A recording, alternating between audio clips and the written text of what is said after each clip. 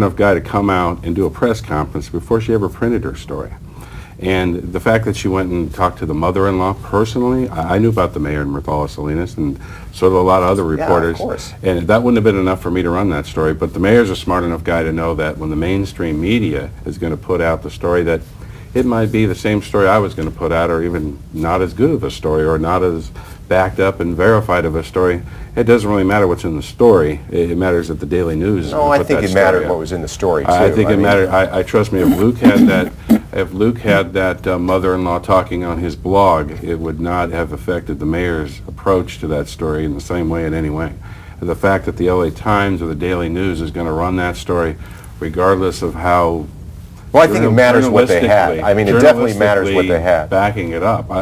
Editorially, I wouldn't have run that story with what the Daily News printed. I would have wanted a much higher threshold ethically and journalistically. What threshold? But it's just the fact that the Daily News is going to run that story. The mayor was a smart enough guy to come out and hold a press conference before they printed the story. That tells me that the mayor... Actually, he didn't hold a press conference before they printed the story. No, it was after. He acknowledged that he was having an affair Right. in a statement overnight, and that became part of the Daily News story, and his news conference was the following morning. Yeah.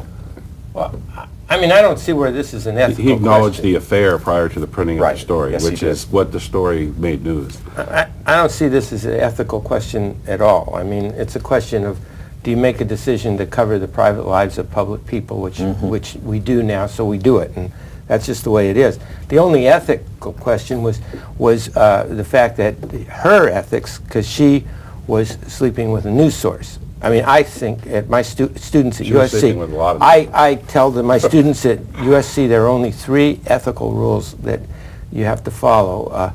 You don't lie, don't steal, and don't sleep with your news sources. And she violated Rule 3.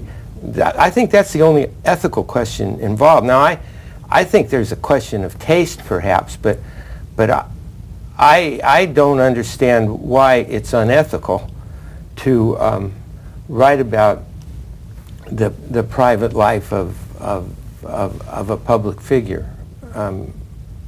I think it's new. I mean, I just don't think it's ethical. Maybe it's in poor taste.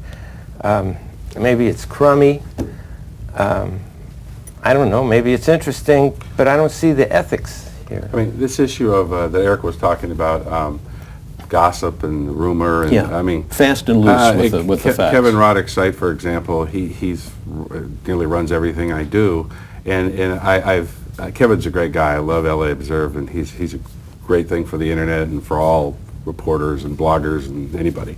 But when you look at, if you were to go line to line, this kind of stuff that gets involved when you're doing serious journalism, and the LA Times prints a story, and they have 4 graphs with 14 unnamed sources, and ERS News does a story, and they have 4 graphs with 14 unnamed sources. The LA Times, you just read the stories, you can look at them and you'll see, sources tell us, sources say, inside sources. To me, I don't see the difference. Just to say it's in the LA Times, we can trust them, it's in ERS News, we can't. I would back it up with whoever's doing the reporting, their credibility, whether it's Luke, me, Eric, or Bill, it doesn't really matter. It's the credibility of the reporter. You live and die by your credibility in what you report, not who you're reporting. But don't you think you need to establish a track record so that people have that trust and feel like we've read this guy's stuff before, we know that he's been accurate in the past? Not exactly. I would base on.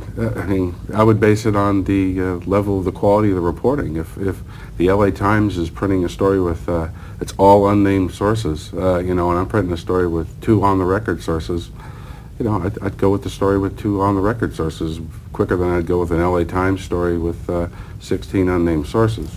I mean, that's just my editorial journalistic approach, but. That's what I see. It's a bit of a, as I said, it's a bit of a misnomer when the LA Times has LATimes.com. Are they bloggers, or is it, are they internet news? Are they they do have difference. I read a story recently about how the circulation of the LA Times is dropping fast, but I don't know what we call them. Been on the internet long enough to know what you call circulation on the net, but their internet Times is rising just as fast. They're going in opposite directions. So And what is that an indication of for you? just the times change and certain technologies become triumphant, just like... Because of the substance or just because of the technology? Well, I have not bought a newspaper in 10 years. I just read them online. I actually prefer to read it online. So people older than me tend to prefer to have it in their hand, but Yeah. you know, they're dying. So my generation and younger prefers to go online. And as the quality of online video, et cetera, becomes better and better, it will become more and more a competitor to television news as well. You got to take a look at the Vanity Fair for this month. There's an article by James Walcott which talks about the death of news and mentions that really it's not about an argument between the traditional media and the bloggers about where people are going, but this man is arguing that the idea of news may be dying and that people really don't care what the format is. They may not be interested in going to a publication or a site or a TV station or a cable news channel to get a narrative. What they may be interested in doing is going to Google and searching under the topic that they're interested in. But the idea of a kind of a site or a publication may be something that's, you know, dying. What do you think about that? Scares me because I want to be employed. But But on a larger scale. well, I think there's some truth to it. I mean, what's happening with younger people? Why aren't they interested in news? You That's guys going- are they're going- you're in your 40s too. Right, You're not such 41. young guys. I want to jump onto that. I think there's something more important in journalism than whether a piece is good journalism, and that's just plain, is it good? Is there merit to a piece? When I go to write something, my first question is not, am I doing good journalism? My question is, am I doing good? Is this piece of work meritorious? And so journalists too often get caught up in the rules of their craft, and for instance, when they write about me, they'll often point out stuff that's not good journalism. Well, it wasn't purporting to be journalism. It was a interview, just a plain Q&A, or it was just me venting. And so when you approach a piece of information, the first question isn't, did the reporter sleep with the source? The first question is there merit to this piece of information?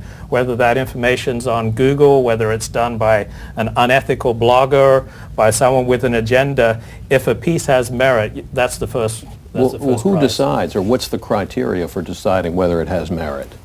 I think it's a collective. I mean, every individual, of course, has to judge. But I know, for instance, the way Google works. People often ask me, do you pay Google because for hundreds of different terms and names, my site comes up first or second? No, I don't pay Google. It's just that the merit of the work through Google's algorithm sends people, when they put in a term, to my site first. So but some people do pay to have their. But no, not the actual Google listings. You can pay in the Google advertising section of the listings, but for the Right, actual with some listing, search engines, not necessarily. yeah, will. right. You Yahoo, can pay. you can pay, but just think about Google as an example of determining merit. They've got a pretty good algorithm for determining merit. Well, And I you- think you each one of understand- us has an algorithm in our head. for You determining understand that merit. algorithm, or that exists, but other people might be using other search engines, might not have any idea, you know, that somebody has paid to get their listing higher up on the list. And that is another problem. I mean, not everything can be judged on its merit, as you say. Every piece of information can be judged on its merit. I think it does matter where the information is coming from, too. I mean, it does. What is the source? Is it a publication or a site that's been around for a long time, that's established a reputation for being trustworthy? Those are questions that people need to ask as well. I'm not quite sure yet still what you mean. Give me an example of, if you can think of good journalism that does, about something that doesn't have merit, a story that doesn't have merit. I'm not quite sure what the distinction is. Okay, all good journalism has merit, but not all writing that is meritorious is good journalism. For instance, I could have gotten my scoop on the mayor's marriage breaking up. I could have gotten it by sleeping with a source, by plagiarizing, by breaking every journalistic rule in the book. But if I still broke that story, I broke that story. I did something meritorious, even though I broke every journalistic rule in the book. So the first question with a news story is not, is this good journalism? The first question is this good? You guys agree with that? Well, I think there's the issue of accountability that you owe to your viewers and readers, that there was some sort of a legitimacy